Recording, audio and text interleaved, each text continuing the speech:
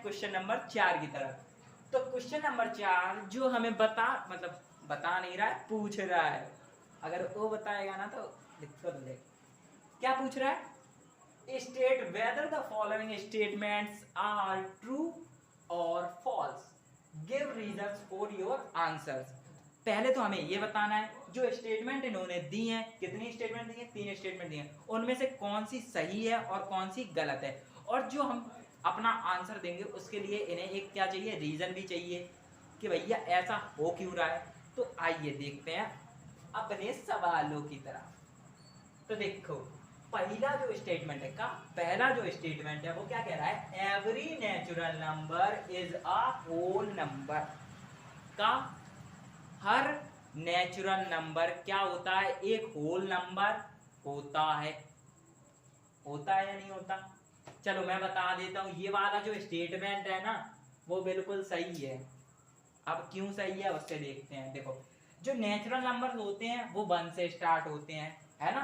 1 2 3 4 5 6 7 8 कहां तक जाते हैं? इन्फिनिटी तक जाते हैं। और वहीं अगर हम होल नंबर्स को देखें, होल नंबर्स उससे एक जस्ट पहले यानी कि एक से पहले 0 से स्टार्ट होते हैं। 0 1 2 3 4। अब अगर देखो तो 1 2 3 4 इसके अंदर आ रहा है और इसके बाद वाली सारी संख्याएं यानी कि हर नेचुरल नंबर जो है वो किसके अंदर आएगा? होल नंबर्स के अंदर आएगा। तो ये वाला तुम रीजन दे सकते हो कि ये वाला जो every natural number is a whole number is statement, this statement is true because हर होल नंबर क्या होता है? एक अगर हम नेचुरल नंबर देखें वो कहां 1 से स्टार्ट होते हैं और होल नंबर्स कहां से स्टार्ट होते हैं? तो 0 से स्टार्ट होते हैं। तो इसलिए हर नेचुरल नंबर क्या होगा? एक होल नंबर होगा। अब बात करते हैं हमारे सेकंड स्टेटमेंट की तरफ। आइए पढ़ते हैं अपना सेकंड स्टेटमेंट। हम सॉरी बाहर चला गया था। देखो सेकंड स्टेटमेंट हमारा क्या कहता है? Every integer is a whole number. हर इंटीजर क्या होता है? एक होल नंबर होता है। तो हम कहते हैं ई वाली जो ये वाली बात है वो बिल्कुल गलत है। This statement is no this statement is false. Why? अब देखते हैं। अगर हम देखें -3, क्या होल नंबर्स के अंदर -3 आ सकता है या फिर -2? होल नंबर्स के अंदर -3 -2 यानी कि माइनस वाली संख्याएं नहीं आ सकती।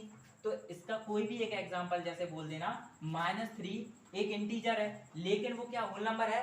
नहीं है। और ये कह रहा था कि हर इंटीजर क्या होगा? होल नंबर होगा।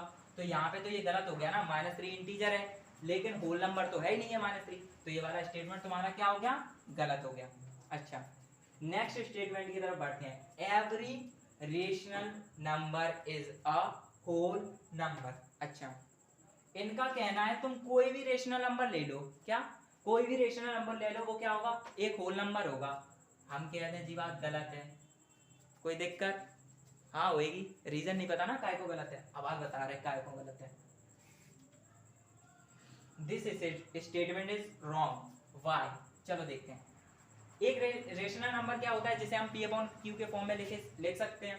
चलो सब लोग मुझे ये एग्री करके बताओ, क्या 1/2 एक रेशनल नंबर है या नहीं है? है। सब बोलेंगे है रेशनल नंबर, क्योंकि P और Q क्या है? इंटीजर्स हैं और जहां Q 0 के बराबर नहीं है तो ऑटोमेटिक है ये क्या होगा? एक रेशनल नंबर होगा। अगर हम इसको निकालें 2 से डिवाइड करोगे कितना आएगा? 0.5। क्या 0.5 इंटीजर है? वो क्या 0.5 एक होल नंबर है? नहीं, क्योंकि ये तो 0 1 2 3 4 से स्टार्ट होगा। इसके बीच की जो संख्याएं हैं वो होल नंबर्स में आती नहीं है। तो ये एक इंटीजर, वो हर रियल नंबर एक इंटीजर नहीं होता है। इस एग्जांपल से आप लोग क्लियरली समझ सकते हैं। इसके साथ हमारी 1.1 खत्म होती है। आगे नेक्स्ट वीडियो में जुड़े रहिए अगली प्रश्नावली के लिए।